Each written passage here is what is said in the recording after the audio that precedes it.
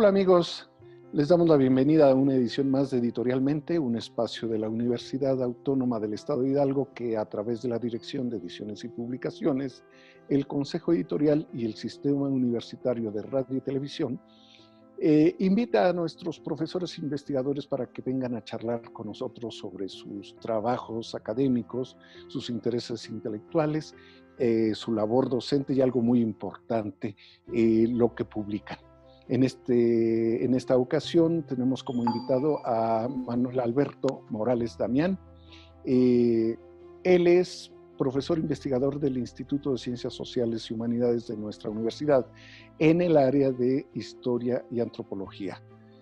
Alberto cursó la licenciatura en Historia y el doctorado en Estudios Mesoamericanos en la Universidad Nacional Autónoma de México y se ha incorporado a esta universidad desde hace ya casi 20 años. Alberto, bienvenido. Muchas gracias, Marcial, por esta invitación. Muy contento de estar aquí contigo en este programa. ¿Desde cuándo estás en nuestra universidad, Alberto? Pues yo entré a trabajar en la Universidad de Hidalgo en el año 2002. El 1 de agosto de 2002 inicié las labores, justo en el mismo momento en que arrancaba la licenciatura en Historia de México, la inauguración de la licenciatura, la ceremonia inicial se llevó a cabo en julio, el último día de julio, y mi contrato comienza el 1 de agosto. Desde entonces trabajo para esta universidad. La verdad ha sido para mí una experiencia muy importante de desarrollo, de crecimiento. Al amparo de la Universidad de Hidalgo hemos crecido académicamente. Y además, bueno, Alberto, como decía yo al inicio de esta transmisión, algo que nos interesa es platicar sobre lo que ustedes publican, y tú tienes un largo historial de obra publicada desde que estás en esta universidad, pero hoy específicamente queremos platicar contigo sobre el libro Visión y Sabiduría en el Mundo Prehispánico. Este es un libro interesante, Alberto, porque ustedes le dan cabida a muchos de los estudiantes, sobre todo hicieron una rigurosa selección de trabajos para que ellos participen, y tanto Adriana Gómez Aiza como tú, que coordinan la obra, la presentan y dan una serie de conclusiones donde analizan los trabajos que aquí leemos. Pues ustedes nos mencionan que frente a esa actitud tradicional en la historia de ir a los documentos escritos, se ha desarrollado, se ha detonado una línea de investigación a partir del análisis iconográfico, del análisis de otros objetos más allá de lo puramente escrito.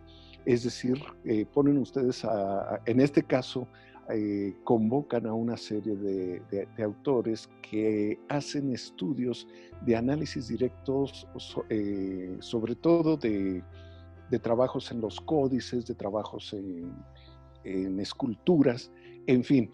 Y a partir de ello empiezan ellos a trabajar sin deslindarse desde luego de la importancia que tienen otros trabajos escritos. Cuéntanos del sentido de este libro, por favor. Gracias, Marcial. En realidad, yo tengo un especial cariño por este libro por dos razones. Primero, porque es el último esfuerzo editorial de un proyecto de investigación que financió CONACYT, que es un proyecto de ciencia básica, que es un proyecto grupal en el que participamos no solamente yo como responsable técnico, sino también la doctora Adriana Gómez Aiza, la doctora Telma Camacho Morfín, el doctor Manuel Jesús González Manrique y una serie de estudiantes como becarios o como estudiantes de posgrado que se incorporaron al proyecto. Entonces, la primera razón por la que este libro para mí es importante es porque, bueno, viene a ser el cierre de este proyecto. Hubo otras producciones editoriales, pero con cumplimos otra función muy importante, y esta es la segunda razón por la que el libro para mí es valioso, y es que incorporó, como tú dices, a los estudiantes. Estudiantes que participaron directa o indirectamente en el proyecto de investigación. Algunos de ellos fueron becarios y con ello terminaron sus tesis de licenciatura. Otros más estaban estudiando el posgrado y se incorporaron al seminario que realizamos todavía mensualmente, y esto significó una discusión constante sobre las temáticas, sobre lo que a ellos les interesaba. El proyecto Culturas Visuales en México pretendía precisamente rescatar a la imagen como un testimonio muy valioso para los estudios sociales y especialmente históricos. Entonces, pues nos reuníamos mensualmente y discutíamos el avance que uno había tenido o el avance que el otro había tenido, o eventualmente algún libro que consideramos que era valioso para que todos lo discutiéramos. Y de esta manera se llevó a cabo una dinámica que realmente fue muy formativa para todos. Yo aprendí muchísimo, pero obviamente también los estudiantes de licenciatura, de maestría o de doctorado también lo hicieron. Y esto se manifiesta en sus textos. Adriana Gómez y yo decidimos tomar algunos de los artículos que estaban elaborando, analizarlos, revisarlos, devolvérselos, que los corrigieran, etc. Y esto llevó finalmente a lo que encontramos en la obra. La obra fue dictaminada y por lo tanto evaluada por pares externos, de manera que no puede echársenos en cara que es el cariño que le tenemos a nuestros estudiantes lo que lleva a que ellos estén en el libro. En realidad son artículos dictaminados que cada uno de ellos por sí mismo es valioso. Entonces, como te decía, realmente para mí, digamos, para cerrar esta pregunta que me hacías, este libro tiene especial significado porque permite ver los resultados del proyecto de Culturas Visuales en México y por otro lado impactó realmente de manera importante en la formación de estudiantes de licenciatura y posgrado. Claro. Fíjate que he iniciado la lectura de 2 artículos, desde luego la presentación que hacen ustedes, pero algo a lo que me lleva a la lectura de este material, Alberto, es ese punto de comparación cultural en que somos formados, porque aunque hablamos de una cultura mitad europea, mitad mexicana, creo yo que en cuanto a formación todavía padecemos un eurocentrismo muy fuerte y muy particularmente en las ciencias sociales y más de manera específica en la historia. Pero además no solo la historia, sino la estética. Tenemos una formación muy fuerte, muy sólida en términos de la apreciación de acuerdo con los patrones grecolatinos. Y de pronto, cuando estoy leyendo estos artículos y me hablan, por ejemplo, del perro prehispánico en la cerámica, que conocemos estas maravillosas figuras de Colima, ¿verdad? Me parece que son de allí, o estas esculturas de la isla de Jaina en Campeche, o esta colección que tenemos en custodia en la universidad, en nuestra universidad sobre Chicomecoatl, que vemos otro patrón estético en primera instancia nos resulta rudo, agreste, pero en cuanto empezamos a familiarizarnos con ellos, descubrimos una estética diferente, simplemente eso. No negamos la estética grecolatina, estamos descubriendo otro tipo de estética y eso me parece que este libro nos ayuda mucho a entender esa parte. Desde luego que es muy interesante. Si me permites, quiero leer los artículos que aquí, los ensayos que aquí tienen.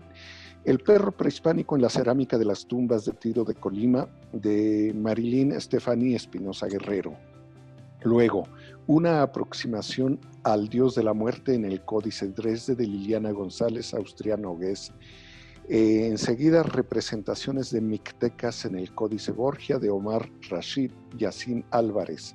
Después, la decapitación y el flechamiento en los códices mayas de Alondra Domínguez Ángeles. Enseguida, página 32 del Códice Madrid, Itzam Sab y la diosa lunar, de Doni Isabel Hernández Beltrán. Y finalmente, escarificaciones, tatuajes y pintura corporal entre los mayas de Anait y Liana Romero Naranjo. Desde luego, una introducción y las conclusiones del testimonio de las imágenes prehispánicas que preparan Adriana Gómez Saiza y tú.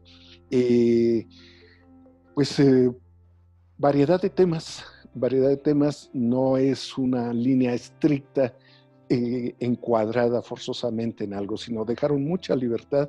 Se conoce que los autores se sintieron en la libertad y orientaron su gusto por algo. Dentro de esta formación de la licenciatura en Historia de México, particularmente en el rubro de culturas prehispánicas. Lo Sí, único que, adelante. digamos que lo que une a todos los artículos es el interés por la imagen. En Ujú. realidad están reconstruyendo diversos aspectos de la historia cultural del México prehispánico a partir del testimonio visual. En Ujú. el caso de el trabajo de Stephanie Espinosa, que trabaja el perro, pues lo que hace es analizar la cerámica y analizar las representaciones de perros en el Códice Florentino. Entonces, a partir de estos testimonios visuales, ella detecta las diferentes especies de perro que había en Mesoamérica antes de la llegada de los españoles y destaca el papel cultural que tenían, la importancia ritual, el papel que desempeñaban en la mitología, etc.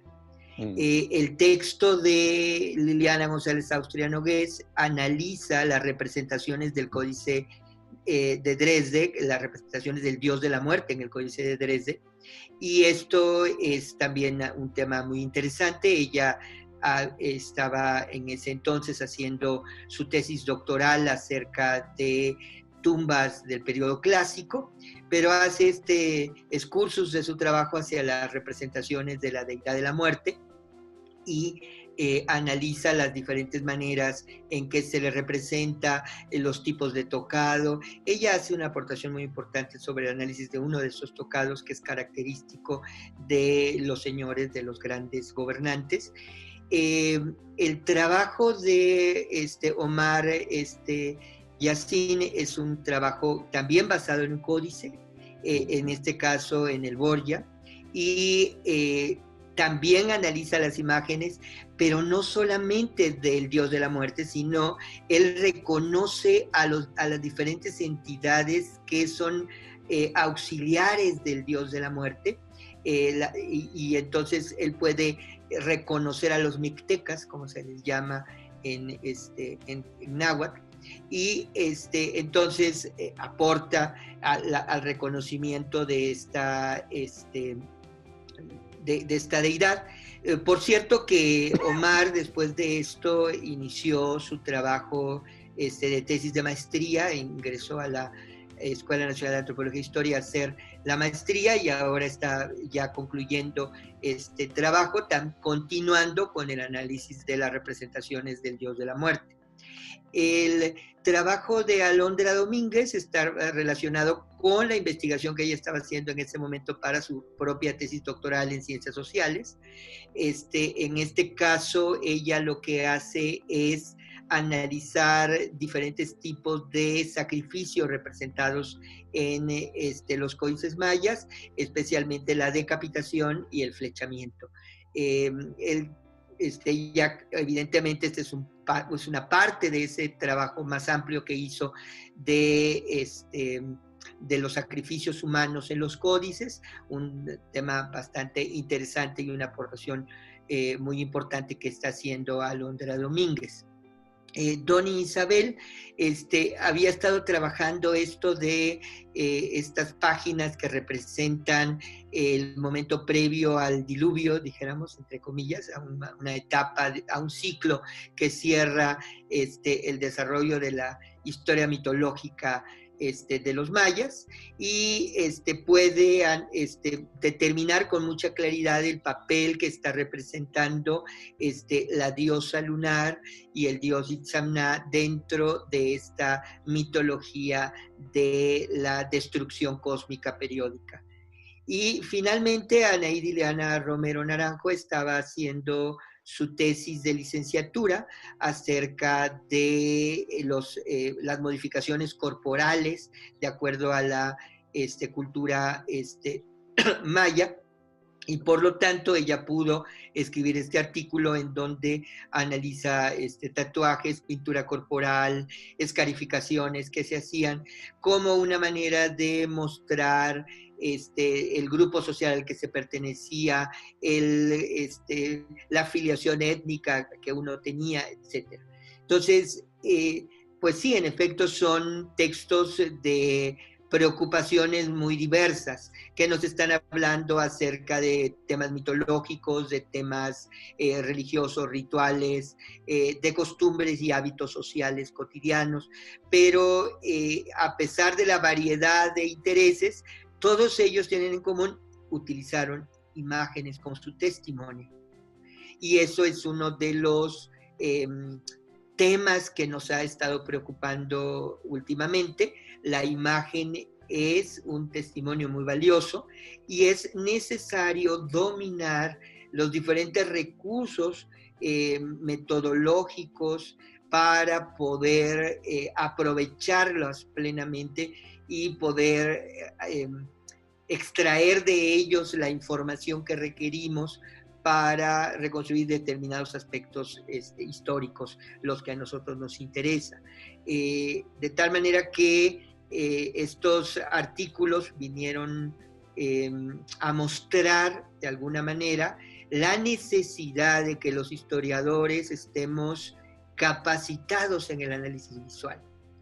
Como tú bien señalabas hace rato, nuestra perspectiva de las imágenes siempre está dominada por nuestra percepción del mundo y por lo tanto el mundo occidental, el eurocentrismo se nos manifiesta porque así nos hemos formado, afortunada o infortunadamente, hemos estado rodeados de una cultura eurocéntrica y entonces nuestra perspectiva para ver alguna imagen, pues termina siendo así.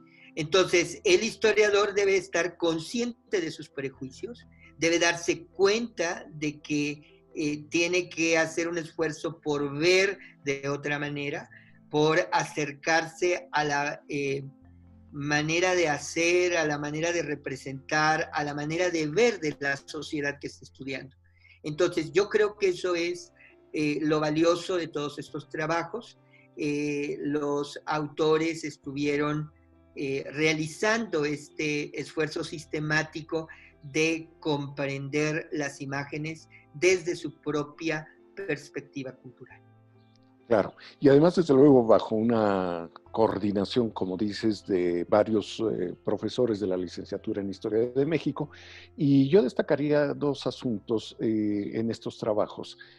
Bueno, además de muchos, desde luego, pero yo destacaría dos. Por una parte, las aportaciones temáticas de los artículos mismos, pero por otra también que en todo este esfuerzo de los autores hay una presentación de metodología respecto a una línea de investigación histórica que es relativamente joven. O sea, siempre se han admirado los objetos, pero lo que están haciendo ahora es descubrir la historia desde la imagen misma, jugar con esa interpretación que además hay que tener el cuidado de no caer en lo lúdico, sino de llegar al análisis profundo de la imagen, que entiendo que es la razón fundamental por la que orientan ustedes como profesores a todos estos autores para que nos aporten estos importantes ensayos. Este libro, pues ahorita no lo podemos conseguir, pero pronto, en cuanto dejemos el confinamiento, muéstranoslo, por favor. Si eres tan amable, acércalo un poco más a la imagen, al ojo, a la cámara. Muy bien, este libro que además pues acaba de salir hace poco, según entiendo, ¿verdad, Alberto? Sí, es del año 2019, estaba listo a fines del año pasado. Sí, exactamente. Y bueno, pues dentro de poco lo podrán conseguir aquellos que estén interesados en la librería Carácter, la librería de la Universidad Autónoma del Estado de Hidalgo, que se encuentra en el pabellón universitario de Ciudad del Conocimiento de esta institución. Me parece que es un material que además se lee con mucho gusto, Alberto. Yo estaba leyendo el de los perros de Colima porque, bueno, Siempre me ha gustado mucho el trabajo cerámico de esta región del occidente de México. Y desde luego los estudios de introducción y conclusiones que Adriana y tú realizan orientan muy bien la lectura de este material. Así que, pues, ¿por qué invitarías tú a los lectores, historiadores y no historiadores, a que se acerquen a este libro? Mira, ahora que dices los no historiadores, solemos escribir los textos académicos para académicos, de tal manera que finalmente solo entre nosotros nos entendemos, y eso no es muy adecuado realmente. Los historiadores tenemos como que el deber de manejar un lenguaje que pueda ser accesible a todos. Como decía, en realidad también hay que saber escribir historia. Hay que tener un lenguaje accesible para que todo el público pueda entender de qué estamos hablando los historiadores. No se trata de hacer un escrito que solamente vamos a entender y pretender comprender los académicos, sino todos tenemos la posibilidad de acceder a estos textos.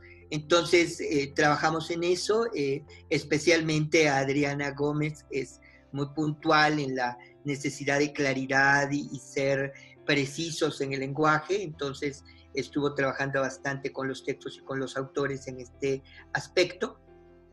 Y de manera que, bueno, el libro está para que todos lo leamos, para que todos aprendamos acerca del pasado prehispánico, para que podamos acercarnos a sus costumbres funerarias, a sus creencias sobre la muerte, sobre sus creencias acerca del tiempo, a las costumbres de modificarse el cuerpo, de pintárselo, escarificárselo, etc. Y al mismo tiempo ustedes podrán acceder a una serie de textos que están utilizando el testimonio visual como elemento clave para comprender nuestro pasado. Así que, bueno, están invitados a acercarse a esta obra, Visión y Sabiduría en el Mundo Prehispánico. Claro, y además algo importante, y por eso también agradezco la generosidad del texto, es que cuando tengamos la oportunidad de ir al Museo de Antropología en la Ciudad de México o de salir y conocer zonas arqueológicas prehispánicas y museos de sitio sobre todo, que son tan interesantes, que no entremos, los miremos y nos salgamos solo diciendo estuve, pero no, finalmente no entendí, no sentí ese pasado glorioso que nos toca, grandioso. Entonces, leer este tipo de ensayos, de obras, nos permite llegar con más elementos de apreciación a estos lugares, sobre todo ese sureste mexicano, esa cultura náhuatl, ese occidente. En fin, tenemos un país donde la cultura material nos rebasa, yo lo diría en estos términos, la cultura material prehispánica, colonial, contemporánea. Aprendamos a disfrutar lo que nos presenta este país. Alberto, pues te agradezco que hayas participado en esta presentación y desde luego pues esperamos que próximamente platiquemos de muchos otros libros que han salido, porque además del área de historia y antropología tenemos muy rico material para apreciar esto que decía hace un momento, la cultura mexicana. Gracias, Alberto. Muchas gracias Morales a ti, Damián. Marcial, por esta invitación y a todo el público que se interesa en estos temas editoriales de nuestra universidad. Gracias. Gracias. Y a usted que nos sigue en Editorialmente, pues le agradecemos su atención y lo invitamos para la próxima edición de este programa de la Universidad Autónoma del Estado de Hidalgo. Hasta luego.